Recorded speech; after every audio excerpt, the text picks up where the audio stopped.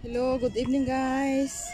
Andito po ako ngayon sa beach ng Bahrain at saka park. Ito po park po siya. Park po to siya guys.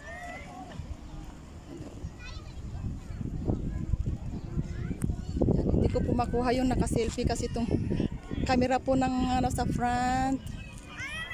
Sira po kaya ito, yung view na lang po. Magandang araw po, gabi po. Kananaan, alas 6 na po dito sa Bahrain. Nandito po ako sa tabing dagat. At ito po, kumusta na po kayo guys? Nandito po tayo sa tabi ng dagat. At ako ay nagbi-video. Tignan nyo po yung dagat sa Bahrain. Kung paano tumampisaw yung mga bata. Ito po siya guys. Medyo nakisama po yung panahon at maganda po yung hangin. So hindi po masyadong mainit. Ayan. Ganito po siya. Tsaka po, dito po sa banda na yan, isusumpo po. Makikita niyo po yung tulay na yan. Yan, maaninag po yan. Yan na po yung tulay. Causeway po yan ng papuntang Saudi po. Yan yung pagkukunik po ng Saudi at saka Bahrain. Yan, yung area na yan, Saudi na po yan. Guys. May maiingay, puro mga ano to. Ibang lahi. Paggabi na guys, kaya ito hindi na makikita. So puntahan ko na po yung mga kapatid ko doon kasi may mag-birthday po na OFW dito na kaibigan ng mga kapatid ko.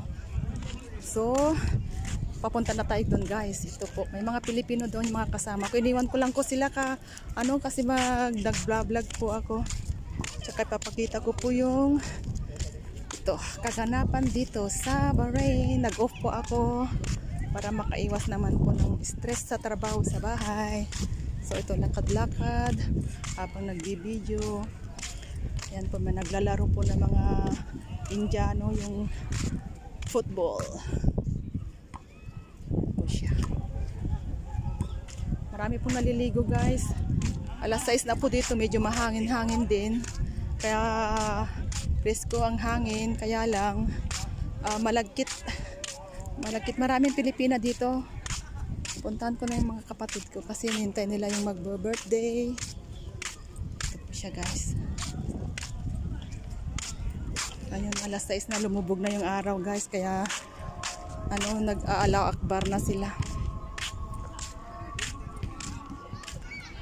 Nice. Gabi na, nakasindi na yung mga ilaw. Ayan po guys. Saglit lang po. Nag-aalaw akbar na sila kasi lumubog na yung araw.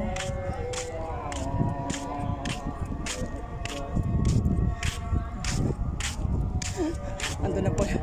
Wala pa po yung mag-birthday, nagluluto pa po sila. Kaya mga kasama ko, kasama ko po yung bunso namin. Ayan po, maraming naliligo guys. Ayan po, puro ibang lahi.